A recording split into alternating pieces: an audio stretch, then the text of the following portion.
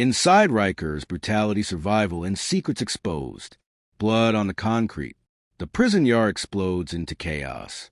Inmates scream, fists fly, and makeshift blades flash in sunlight. A young man, new to Rikers, falls to the ground, blood pouring from his face after being slashed with a sharpened piece of metal.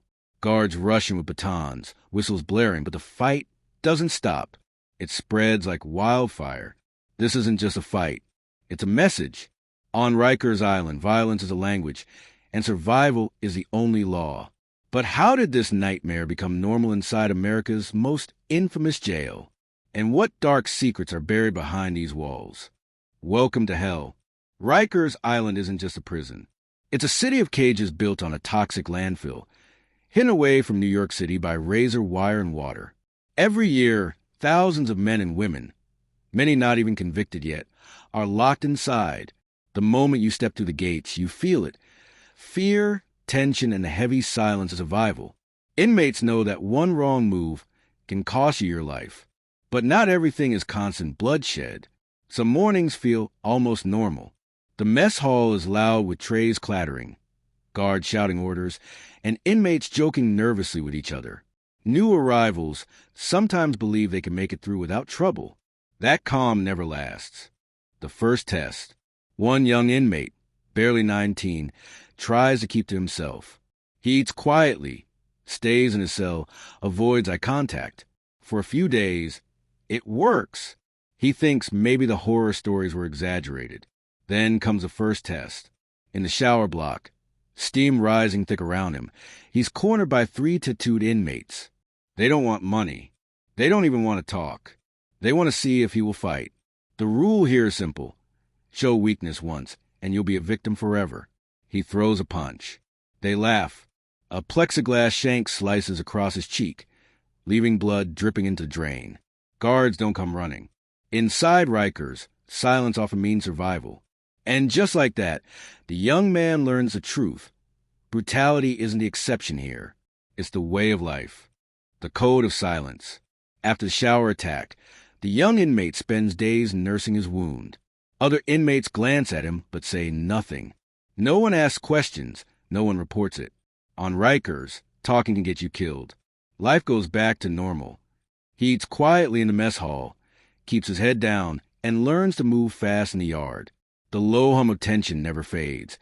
But days pass without blood. He almost convinces himself he can blend in. Then he learns about the code. Older inmates whisper, "Don't talk, don't snitch, don't look weak." The guards know it too. Some even look the other way. But the calm doesn't last. One night, as cells echo with the sound of radios and murmured conversations, a fight breaks out 2 doors down. A man screams for help, but instead of guards rushing in, the lights cut out. For 5 long minutes, the sound of fists and shanks fill the air. When the lights flicker back on, the man is lying in a pool of blood, his cellmate standing over him with a makeshift blade. The young inmate watches in horror. He understands the code now. Inside Rikers, even the walls stay silent. The guards game. Days later, he notices something strange. Guards aren't always the rescuers. Sometimes they're the spark. One afternoon in the yard, 2 rival crews face off. Tension builds, but no one moves. Then a guard shouts something, mocking one side. It's enough. A punch is thrown. Chaos erupts. The young inmate runs to the corner, trying to stay out of the madness. He sees guards swinging batons, but not to stop the fight, only to make it worse. Some guards laugh, while inmates bleed on the ground. The next morning, the mess hall is quiet. The food tastes worse than usual. Inmates limping with bandages, black eyes, swollen jaws. The young inmate chews in silence, but his stomach turns with anger. That night, the guards conduct a cell search. They rip through his mattress, scatter his few belongings, and stomp on his commissary snacks. When he asks why, one guard leans close and whispers, "Because we can." The message is clear. Brutality doesn't just come from other inmates. Survival means watching both sides. The price of protection. By now, the young inmate has learned one thing. Nobody survives alone. He's approached in the yard by an older inmate with heavy tattoos running up his arms. The man offers protection. The deal sounds simple. Stay close, pay up with commissary snacks or favors, and the crew will make sure no one touches him again. For a short while, life feels safer. He walks with the group, sits with them in the mess hall, and other inmates start to leave him alone. He breathes easier, even laughs once or twice.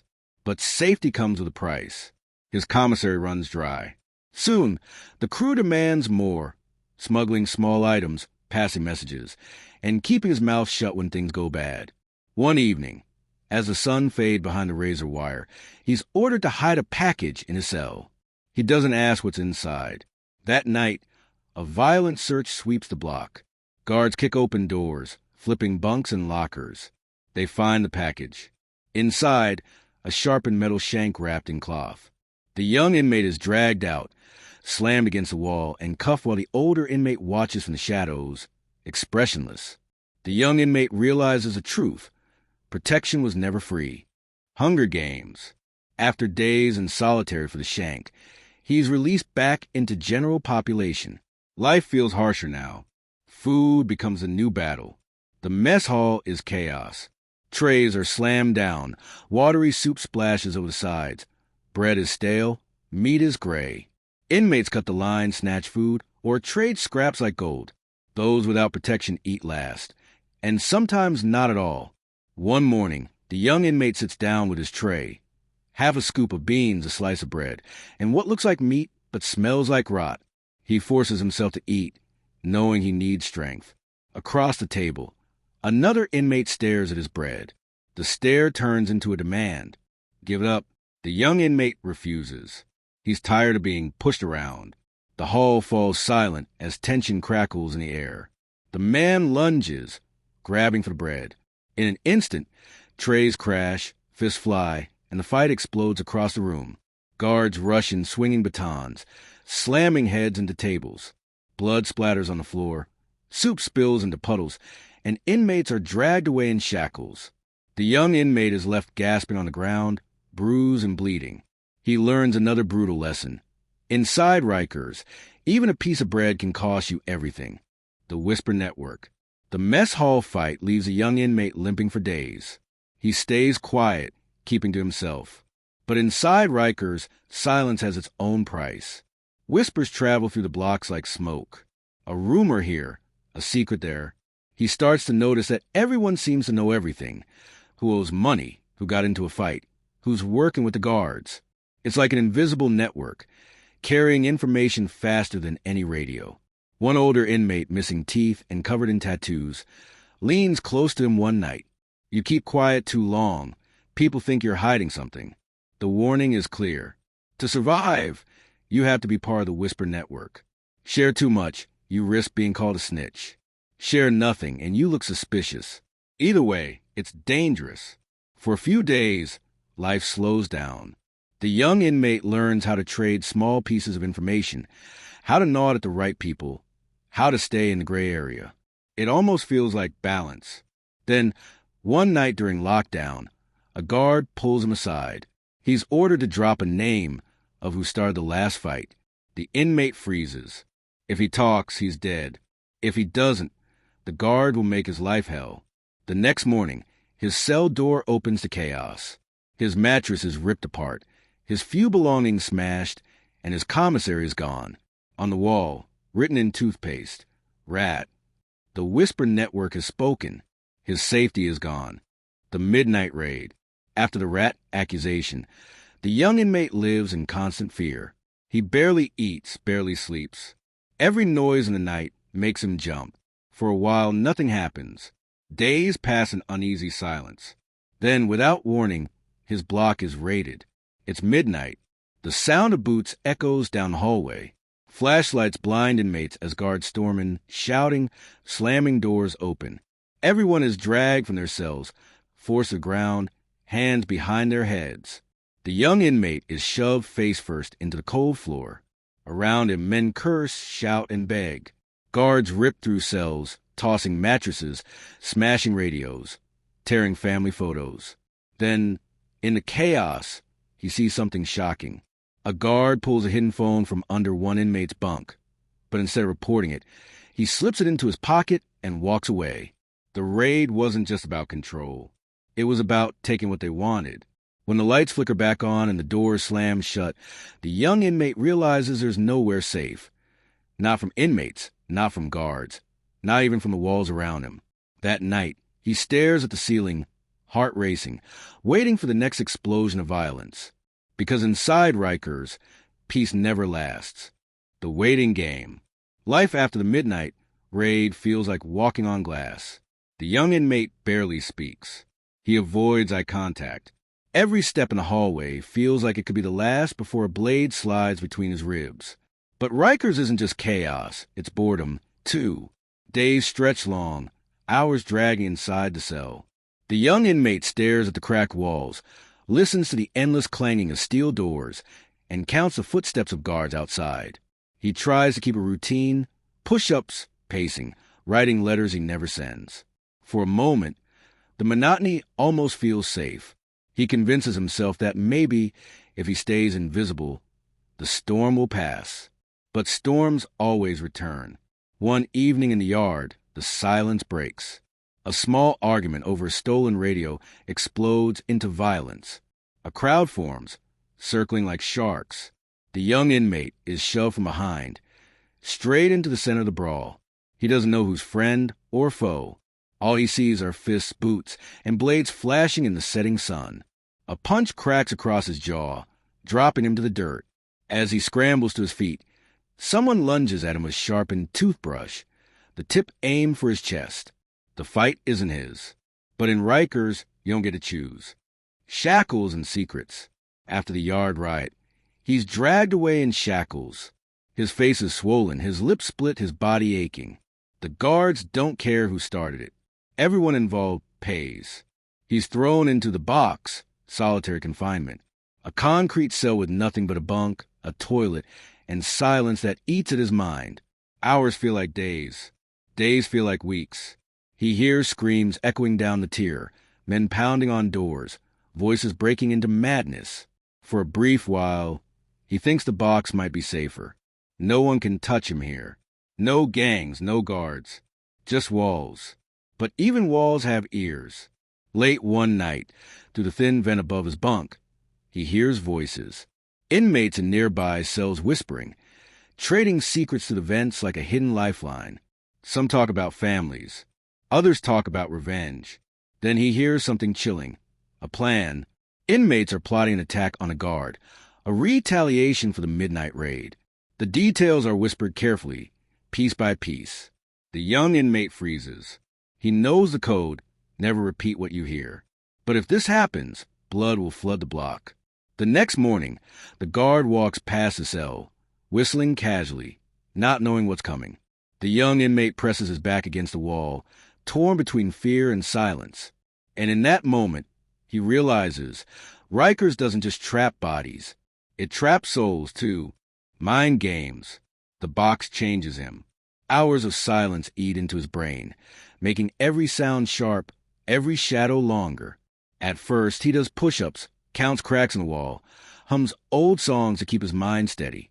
But then the whispers return. Voices through the vents, louder this time.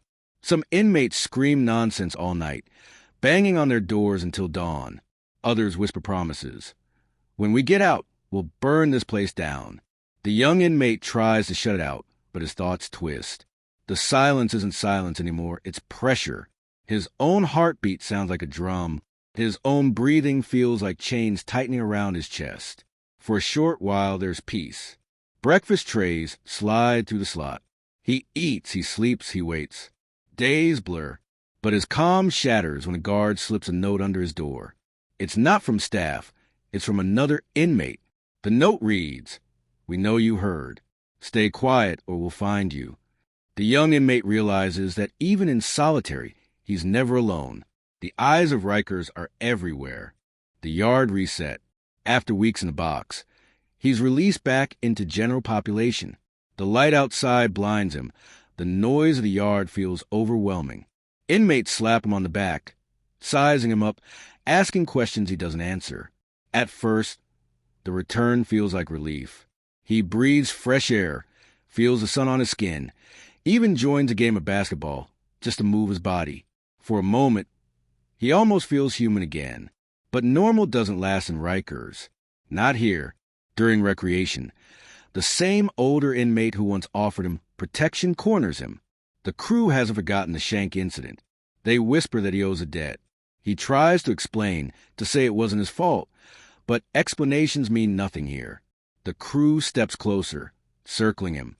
One of them pulls something from his waistband, a sharpened metal spike. The yard, once filled with shouts and laughter, falls quiet. Inmates nearby look away. Guards stay at their posts, pretending not to see. The young inmate backs against the fence, heart pounding, nowhere left to run. The crew leader smirks, the spike glinting in his hand, and says, "Time to pay up." Blood on the fence. The young inmate's back presses hard against the cold chain-link fence. Around him, the crew closes in, their tattoos catching the sunlight. He can hear his own heartbeat pounding louder than the voices around him. For a few seconds, there's still hope. Maybe someone will step in. Maybe the guards will notice. Maybe the crew is only trying to scare him. But then the spike flashes. It cuts the air like lightning. He throws up his arm, and pain explodes as the blade slices across his skin. Blood runs fast down his forearm. The yard erupts. Some inmates cheer, others scatter. The young inmate fights back with everything he has, fists wild, legs kicking, desperate to survive. He doesn't want to die here, not like this. A guard finally blows his whistle, but instead of rushing in, he waits. He lets the fight drag on. The young inmate realizes the guards want this. They enjoy watching the violence play out like sport. By the time backup arrives, the damage is done. The young inmate lies on the ground, blood soaking his shirt, while the crew walks away smiling, untouched. In Rikers, brutality isn't punished. It's expected. Bandages and Betrayal. They patch him up in the infirmary. Bandages wrapped tight. Pain medicine barely dulling the throbbing in his arm. He sits on the cot, staring at the cracked ceiling, wondering how much more his body can take. For a few days, life slows. The infirmary feels safer. Guards keep watch, nurses move about, and no one dares start trouble here. He even finds himself talking to another injured inmate, trading stories just to pass the time. But safety never lasts. Not here. On the third night, he overhears something that chills him to the bone. Two guards talking just outside his room. One laughs and says, "That kid got what he deserved. Next time, we'll make sure they finish the job." The words hit harder than any blade. It's not just the inmates. The people meant to protect him are part of the game, too. When he's cleared to leave the infirmary, the guards don't walk him back to his unit. Instead, they lead him down a dark hallway, deeper into the prison. His stomach twists as he realizes this isn't procedure. One guard leans close and whispers, "You want to live here? You'll start doing favors. Otherwise, next time we don't step in at all." The young inmate nods, but inside, he feels the walls closing tighter. Survival at Rikers isn't about justice. It's about choosing which devil to serve, playing both sides. The young inmate now lives in a dangerous middle ground. On one side, the gangs want to use him. On the other, the guards demand favors. If he refuses either, his life is at risk. For a short while, he tries to balance the game. He carries small notes to the crew, slips messages when guards aren't looking. In return, the gang leave him alone. He also gives tiny bits of information to certain guards, things everyone already knows but dressed up to look important. It feels like walking on a tightrope over fire. But it works for a time. The yard becomes calmer. He eats in silence without being challenged. At night, he manages to sleep without flinching at every sound. For a moment, it feels like he's found the key to survival. Play both sides, stay useful, stay alive. But balance never lasts in Rikers. One afternoon, a fight explodes in the day room. Tables flip, fists fly, men crash into walls. The young inmate stays back, trying not to get involved, until a guard yanks him out and throws him toward the chaos. "Handle it," the guard snaps. Confused and terrified, he's shoved straight into the center of the fight. A fist slams into his face. A knee drives into his ribs. He realizes too late. The guards want to see what side he'll choose. No matter what, some will see him as an enemy now. A death in the block. The aftermath is quiet, but only for a moment. The young inmate stumbles back to his cell, bruised and shaken, barely able to breathe. For 2 days, tension smolders in the block. The gangs whisper. The guards smirk. Everyone waits for the next move. Then it happens. Late one night, a scream tears through the silence. Metal bangs against metal. The young inmate rushes to his bars and sees chaos unfolding 2 cells down. A man is being beaten, stabbed over and over, blood spraying across the walls. The noise is deafening: shouts, curses, fists smashing flesh. Guards stand at the end of the tier, watching, radios in hand, but they don't move. Not until the body collapses. When they finally drag the lifeless man out, the young inmate feels cold terror sink into his bones. That could have been him. That still might be him. Inside Rikers, death isn't rare. It's expected, and survival is never guaranteed. Ghost of the block. The death in the block haunts the young inmate. Every time he closes his eyes, he sees the blood, hears the screams. Sleep becomes impossible. Even when he drifts off, nightmares jolt him awake. Days crawl by. The block is tense, quieter than usual. Inmates whisper about who ordered the killing. Some say it was revenge. Others say it was a warning.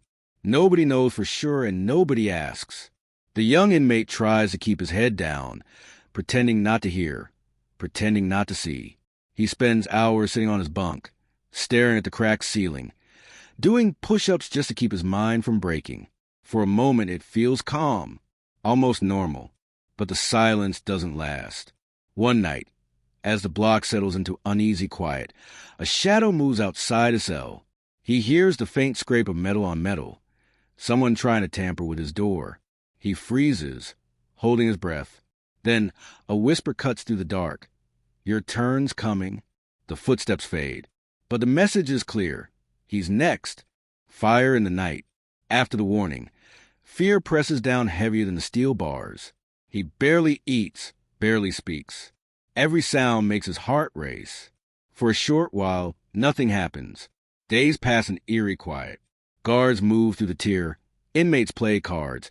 Some even laugh as if nothing is wrong. The young inmate convinces himself maybe it was just a scare tactic. But then, in the dead of night, chaos erupts. An alarm blares. Smoke fills the block, thick and choking. Inmates pound on doors, coughing, shouting for help. Someone has set fire to a mattress. Flames lick the bars, glowing orange in the dark. The young inmate presses his shirt to his mouth, gasping for air, eyes burning. Guards rush in with extinguishers, but they don't move fast. They let the smoke rise, let the panic spread. Through the haze, he sees an inmate collapse, hacking and gasping, his body dragging along the floor. The young inmate realizes the fire wasn't an accident. It was a message, just like the whisper. And the message is simple. Survival here isn't just about fighting. It's about enduring hell itself. Smoke and silence. The fire leaves the block scarred. Black soot clings to the walls. The air smells of burned cloth and fear. For days, the young inmate can't shake the coughing in his chest. At first, things quiet down.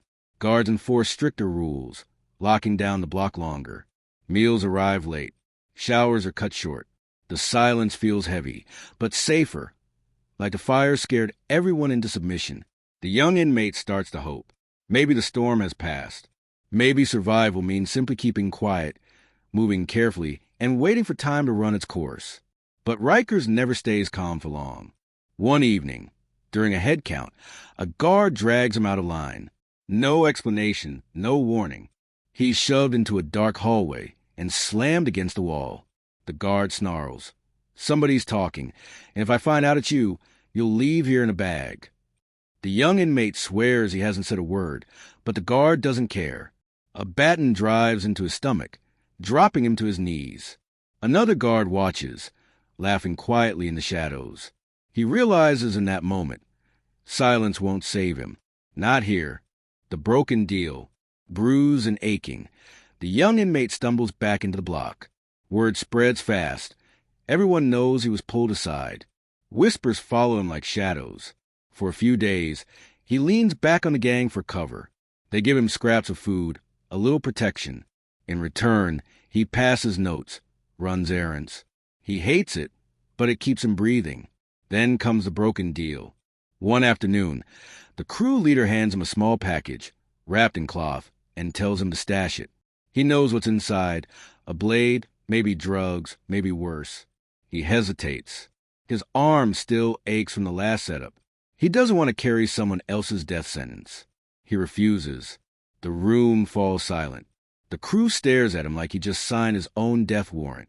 The leader's eyes narrow, his voice low. Nobody says no. That night, as the block settles into uneasy quiet, he lies on his bunk, wide awake, waiting. Every sound makes him jump. Every footstep makes his heart race. And just before lights out, a hand shoves through the bars, holding a shank. The crew has made their decision. A close call. The shank presses through the bars, the metal glinting in the dim light.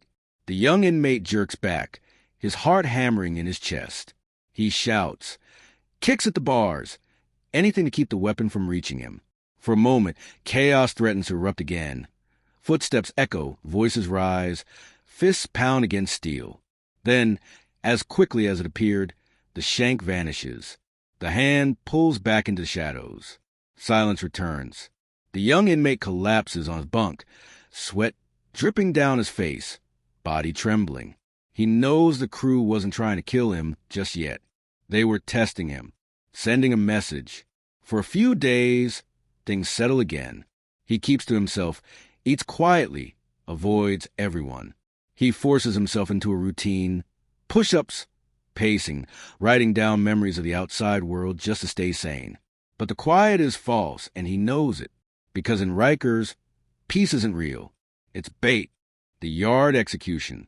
The next explosion comes fast. During recreation in the yard, the sun beats down heavy, heat bouncing off concrete. Inmates play basketball, walk laps, or huddle in groups. The young inmate stays close to the fence, eyes scanning for danger. At first, it feels like any other day. Guards watch from their towers. The noise of the yard fills the air. Then a shout rips through the crowd. A man goes down, stabbed in the neck with a sharpened piece of plastic. Blood sprays across the dirt as chaos erupts. Inmates scatter, some cheering, some screaming, some climbing the fence like wild animals try to escape. The young inmate freezes, his back pressed against the fence. He sees the killer, calm, steady, wiping the blade on his shirt before tossing it into the dirt. Guards move in slow, too slow, as if they're letting the scene play out. The body lies motionless in the sun. The yard falls silent. And in that silence, the young inmate learns the darkest secret of all. Rikers doesn't just break men. It buries them. The calm before.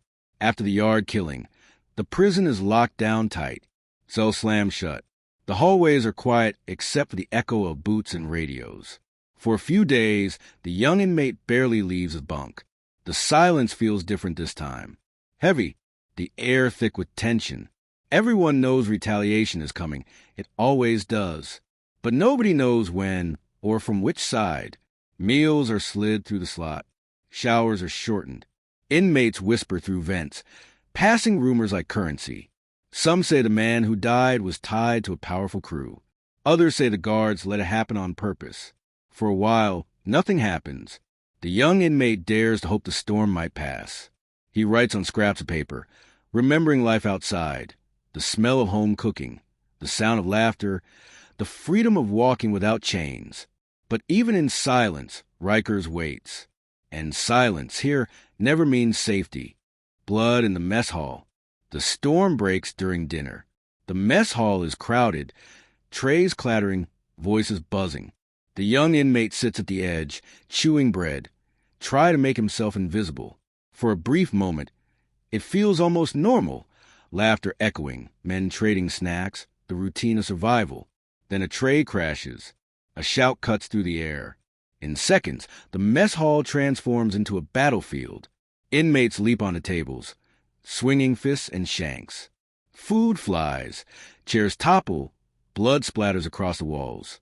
Guards rush in, batons raised, but instead of stopping the chaos, they add to it, slamming bodies against tables, dragging men by their hair. The young inmate tries to crawl under a bench, but he's yanked out by another inmate. A fist cracks across his jaw. His tray shatters on the floor. He fights back, desperate, wild, knowing that if he goes down, he may not get up again. When it's finally over, the hall is wrecked, blood smeared on the walls, tables overturned, broken trays scattered like debris. Inmates are dragged out in shackles, some limping, some bleeding. Others sit in silence, hollow-eyed, staring into nothing. And in that moment, the young inmate understands. Survival here isn't about winning. It's about making it to the next day. Holidays. After the mess hall riot, Rikers feels colder than ever. The young inmate is moved back to his cell, his jaw still aching, his arm wrapped in stained bandages. For days, life slows. No yard time. No real meals. Just silence broken by the occasional echo of boots in the hall. Inmates lie on bunks, staring at walls, whispering through vents to keep their sanity. The young inmate tries to convince himself he can endure this. Just wait out, let the days crawl by. He breathes slow, counting each second, clinging to the small hope that quiet means survival. But hope never lasts here. One night, a scream slices through the block. Then another. Fists pound steel doors, voices rise in panic. Through the thin bars, he sees smoke curling upward again. Another fire, this time closer, hotter. The hallway glows red as guards rush in, shouting, dragging inmates out in cuffs. The smell of burning cloth and plastic fills his lungs. The fire is small, put out fast, but the message is loud. Someone is still sending warnings. The young inmate lies awake afterward, eyes wide in the dark, knowing the next warning could be his. Betrayal in chains. The next day, the block is let out in small groups for showers. The young inmate steps into the steam-filled room, his nerves tight, water beating down over scars that haven't healed. For a few minutes, it feels safe. Just steam, just water, just a rhythm of breathing. Then he feels it, a shove from behind. Another. The steam shifts and shadows close in.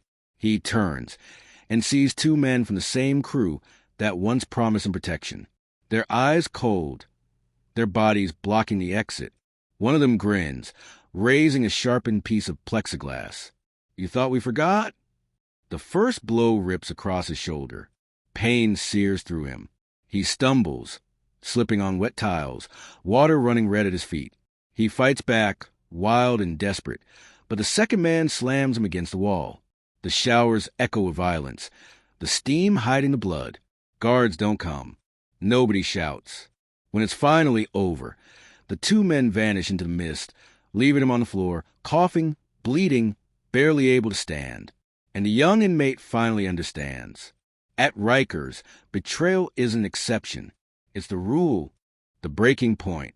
The young inmate limps back from the showers, blood seeping through his torn shirt. Every step feels heavier than the last. His body is weak, but it's his spirit that feels close to breaking. For days, he lies on his bunk, staring at the cracked ceiling, barely moving. The block around him carries on, shouts, whispers, trades. But he feels cut off, a ghost watching from inside his own skin. He thinks of the outside world. Family, freedom.